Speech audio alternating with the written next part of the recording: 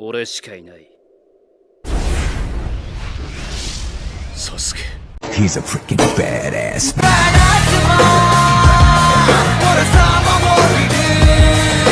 Welcome back to VRT commentary rock stars. இன்னைக்கு நம்ம பார்க்க போறது Boruto 2 blue vortex manga chapter 12. இந்த சாப்டர் நான் கொஞ்சம் சீக்கிரமாவே போட்டுக்கலாம், லேட்டா போட்டேன் மன்னிச்சுக்கோங்க. மாங்காக்குள்ள போறதுக்கு முன்னாடி வீடியோக்கு லைக் பண்ணாதவங்க லைக் பண்ணிக்கோங்க. நம்ம சேனலை மறக்காம சப்ஸ்கிரைப் பண்ணி வச்சுக்கோங்க ஃபார் மோர் போருட்டோ வீடியோ. இப்போ நம்ம வீடியோக்குள்ள போலாமா? Let's go.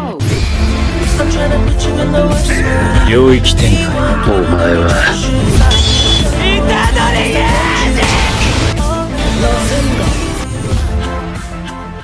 ஓபன் பண்ணா போன சாப்டர்ல பொருட்டோ வந்து சாரடாவை காப்பாத்திருப்பான்ல. பொருட்டோவை பார்த்து எல்லாரும் ஷாக் ஆவாங்க. பொருட்டோவை கோனஹாமாரு சென்சை ஹிமாவாரிய பத்திரமா பாத்துக்கோங்க அப்போன்னு பார்த்து ஹிடாரி திரும்ப அவன் கையை வளர வச்சு அப்படியே பொருட்டோவை வெட்ட போவான். அப்ப பொருட்டோ வந்து வின்ஸ்டால் பிரேக் த்ரோ ஜுட்சு யூஸ் பண்ணி ஹிடாரியை அப்படியே பறக்க விட்டுருவான். இதை பார்க்கும்போது உங்களுக்கு ஏதோ ஒரு சீன் ஞாபகம் வரல? எந்த சீன் தெரிஞ்சா மறக்காம கமெண்ட் பண்ணுங்க பாப்போம். ஹிடாரி வந்து அப்படி லேண்ட் ஆயிட்டு அவன் கிளாமருக்குள்ள போயிருவான். அதுக்கப்புறம் ஆளையே காணும். அப்படியே இந்த பக்கம் கவாக்கி டெல்டாவை காட்டுறாங்க. கவாக்கியும் பொருட்டோட சாக்கலா திடீர்னு காணா போச்சு. பொருட்டோ யூஸ் பண்றது கண்டிப்பா ஸ்பேஸ் டைம் நிஞ்சுட்சுவா தான் இருக்கணும். இப்ப பொருட்டோ எங்க இருக்குன்னா டீம் 10 எங்க ஃபர்ஸ்ட் சண்டை போடுவாங்களோ அந்த இடத்துல இருக்கான். டெல்டாவும் அப்படியே சுத்தி முத்தி பார்த்தா கீழே வந்து ஜூரா அப்படியே சைலண்டா நின்னுட்டு இருப்பான். டெல்டாவும் சென்சரி யூனிட் கிட்ட இந்த இடத்துல ஹிமாவாரியே இல்ல, டீம் 10 கூட இந்த இடத்துல இல்ல. அவங்க எல்லாரும் நல்லா இருக்காங்களா? சென்சரி யூனிட்டும் டீம் 10 வந்து காயப்பட்ட ஈனோஜினை வந்து இப்போ நியூ சிட்டிக்கு கூட்டு போயிட்டு இருக்காங்க. இப்ப ஹிமாவாரி எங்க இருக்கானா கோனஹாமாரும் சாரடாவும் இருக்க இடத்துல இருக்காங்க. அந்த இடத்துல பொருட்டோ கூட இருக்கான். டெல்டாவும் கவாக்கியை பார்த்து இப்ப நீ என்ன பண்ண போற கவாக்கின்னு சொல்லிட்டு கேட்பாளா. கவாக்கியும் ஜூராவா அப்படியே முறைச்சு பார்த்துக்கிட்டு இந்த கம்னாட்டி அந்த புகழ்ல ஏன் அப்படி நிக்கிறான், அவன் அடுத்து என்ன பண்ண போறான். அதுக்கப்புறம் பொருட்டோ பக்கம் காட்டுறாங்க. கோனஹாமாரும் பொருட்டோவை பார்த்து நீ என்ன யோசிச்சுட்டு இருக்க பொருட்டோ, கொஞ்சம் கூட நீ இறக்கமே இல்லாம லீஃப் வில்லேஜ் விட்டு போன, நீ இப்ப இங்க என்னவா இருக்குன்னு தெரியுமா?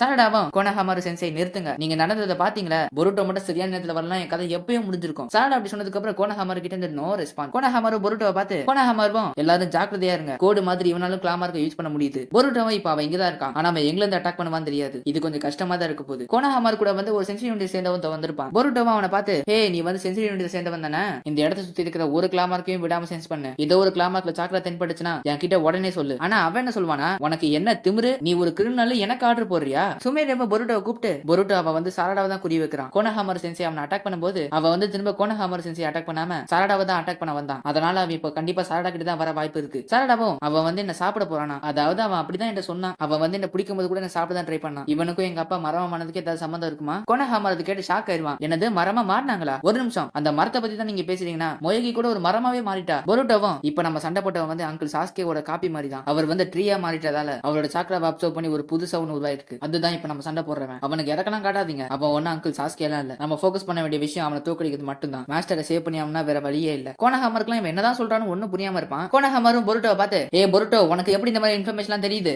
எப்படி நீ இதை தெரிஞ்சுக்கிற? பொருட்டோவை கோனஹாமரை பார்த்து நான் சொன்னதை மறந்துட்டீங்களா, நான் உங்களை ஃபோக்கஸா இருக்க சொன்ன கோனஹாமாரு சென்சை, இல்லனா நீங்க அவன்கிட்ட மாட்டி செத்துருவீங்க. அப்ப திடீர்னு அந்த சென்சரி யூனிட் சேர்ந்தவனுக்கு வந்து ஏதோ ஒன்று ஸ்ட்ரைக் ஆகும். அவன் வந்து கிளாக் ரீமர் சென்ஸ் பண்றானா. பொருட்டோவை பொறுமையா சொல்லு, அது இப்ப எந்த கிளாமார்க் வழியா வருது? அப்போ எனக்கு சரியா சொல்ல தெரியல, அது மாறிக்கிட்டே இருக்கு, எனக்கு நம்ம அது எல்லா இடத்துல இருக்கிற மாதிரி ஃபீல் ஆகுது. அதுக்கப்புறம் எல்லா கிளாமார்க்ல இருந்து அந்த கிளாக் ரீம்லாம் வருங்க. பொருட்டோவும் ஓ அப்படியா, அப்ப நம்மள டிஸ்ட்ராக்ட் பண்ண பாக்குறான். சாரடா என்னால முடிஞ்ச அளவுக்கு வேகமா அதுங்களை கொல்ல பாக்குறேன், அவன் கண்டிப்பா உன்னை தேடி தான் வருவான், எந்த ஒரு தயக்கமும் இல்லாம யோசிக்காம அட்டாக் பண்ணு, அவன் ஒன்னும் உங்க அப்பா இல்ல. சாரடாம சரின்னு சொல்லுவா. கோனஹாமாரும் சுமேரியா வந்து பொருட்டோ கிட்ட இருந்து தள்ளி போக சொல்லுவான். ஏன்னா பொருட்டோ வந்து இப்ப கிளாக் ரீமோட சண்டை போட போறான்ல, சுமேரிக்கு ஏதாவது ஆயிட போகுதுன்னு. பொருட்டோவும் பறந்து பறந்து சம வேகமா எல்லாத்தையும் வெட்டுன்னு வெட்டுவான். கிளாக் ரீம் எல்லாம் துண்டு துண்டா போவுங்க. அப்ப சாரடாவை அட்டாக் பண்ண ஒரு கிளாக் ரீம் வருமா, சாரடா வந்து சேனரோன்னு சொல்லிட்டு அப்படி வயித்துல ஒரு கிக் கூடுவா. ஆனா அந்த கிளாக் ரீமோட வயித்துல ஒரு கிளாமார்க் இருக்கும், அது வழியா ஒரு கை வந்து சாரடாவோட காலை பிடிக்கும். எவன்டா பிடிச்சவன் பார்த்தா ஹிடாரி. அப்படியே சாரடாவோட காலை பிடிச்சிட்டு அப்படியே வெளியே வருவான். அது மட்டும் இல்லாம சாரடாவை அப்படியே சாப்பிட பார்ப்பான். அப்ப பொருட்டோ வந்து ஃபிளையிங்ல கிளாக் ரீமோட தலையிலே ஒரு ஷூரிக்கன் இறக்கிடுவானா. அந்த ஷூரிக்கன் மேலே எஃப்டிஜி யூஸ் பண்ணி பட்டுன்னு ஹிடாரிக்கு மேல வந்துருவான். அதுக்கப்புறம் பொருட்டோ ரசங்கனை வச்சு ஹிடாரியோட முதுலே ஒரே போடு, சும்மா முதுகு கிழிச்சுக்கிட்டு போகும். இந்த சீனை பார்த்தா உங்களுக்கு ஒரு ஐகானிக்கான சீன் ஞாபகம் வருமே,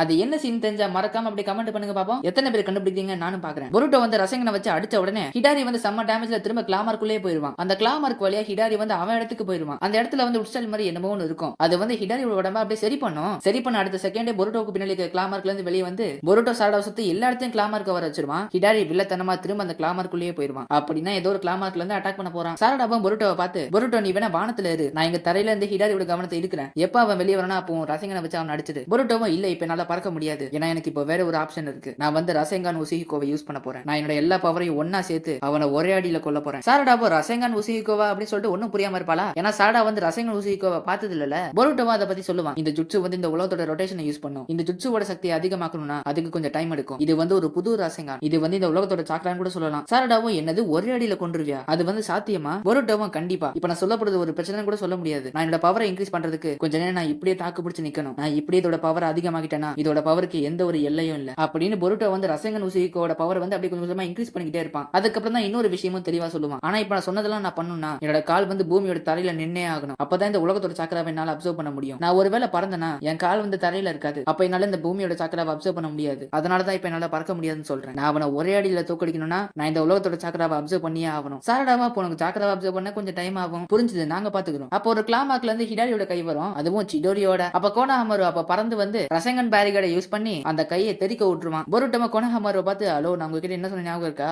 உங்களை போக்கஸா இருக்க சொன்னேன். அதுக்கப்புறம் ஹீமாவாரியை பாத்துக்க சொன்னேன். ஹீமாவாரி வந்து அந்த சென்சிரி யூனிட் சேர்ந்தவன் வந்து பாத்துக்கிட்டு இருக்கான். கோனஹாமருவும் என்ன செய்யணும் செய்யக்கூடாதுன்னு நான் முடிவு எடுக்கணும். என்ன நீ வந்து குறை சொல்றதுக்கு முன்னாடி முதல்ல உன்னோட ஜுட்சுவை முழுசா கம்ப்ளீட் பண்ணு. அப்ப சாரடாக்கு கீழே வந்து ஒரு கிளாமார்க் இருக்கும். அந்த கிளாமார்க்குள்ளே திடீர்னு ஹிடாரி வந்து சாரடாவை அப்படியே பிடிச்சிருவான். அப்ப சாரடா சிடோரி காரண்ட்டை யூஸ் பண்ணி ஹிடாரிக்கு வந்து ஷாக் கொடுத்துருவா. அதுக்கப்புறம் சாரடாவை எந்த கையில பிடிச்சானோ சாரடா வந்து அவன் கையே பிடிச்சு அவனை கிளாமார்க்ல இருந்து வெளியே கொண்டு அப்படியே தூக்கி வீசிடுவா. அப்படியே ஏர்ல பறந்துட்டு இருப்பானா. பொருட்டோவும் இப்ப ஒரு அடியில அவனை கொன்றுமா எனக்கு தெரியாது. இன்னும் நான் முழுசா பவர் அப்சர்வ் பண்ணல. ஆனா இப்ப வேற வழியும் இல்லன்னு ஹிடாரி மேல வந்து ரசேங்கன் உசுகிக்கோவை யூஸ் பண்ணிடுவான். அந்த இடத்துல ஒரு பெரிய சூறாவளியே ஏற்படுது. ரசேங் சுரிகன் யூஸ் பண்ண எப்படி ஒரு பெரிய பிளாஸ்ட் மாதிரி ஏற்படுமோ அந்த மாதிரி ஆகுது. இல்ல அதை விட கொடூரமாவே ஆகுது. ஹிடாரி அப்படியே பீஸ் பீஸா பிஞ்சு போய் தலை நெஞ்சு மட்டும் தான் இருக்கும். அப்படியே பிஞ்ச உடம்போட அப்படியே ஏர்ல இருந்து கீழே விழுவானா. ஆனா ஹிடாரி கீழே விழுற இடத்துல ஒரு கிளாமர்க் இருக்கும். அதுல மட்டும் ஆளு உள்ள போனா திரும்ப சரியாய் வெளியே வந்துருவான். ஹிடாரி வந்து கரெக்டா அந்த கிளாமர்க்குள்ள போற நேரத்துல எல்லா கிளாமர்க்கும் பட்டு பட்டுன்னு ரொம்ப குட்டியாயிருது. என்னடா ஆச்சுன்னு பார்த்தா கவாக்கி அந்த இடத்துக்கு வந்துட்டான். ஹிடாரிய ஒரு புடி பிடிச்சு உன்னை பார்த்தா வழியில துடிக்கிற மாதிரி இருக்கு, நான் வேணா உன்னை சரி பண்ணவா அப்படின்னு சொல்லிட்டு ஒரு சரியான பிளாஸ்டை ஏற்படுத்துவான். ஹிடாரி இருந்ததுக்கான தடையமே இல்லாம போச்சு. எல்லாரும் கவாக்கியை பார்த்து செமையா ஷாக் ஆவாங்க. ஆனா ஹிடாரியோட உடம்புக்குள்ள இருந்து என்னமோ பறந்து வந்திருக்கும். பார்க்க வந்து முள்ளு முளைச்ச வெங்காயம் மாதிரி இருக்கு. பொருட்டோ வந்து கழுத்துல ஒரு தவளையை வச்சிருப்பான்ல,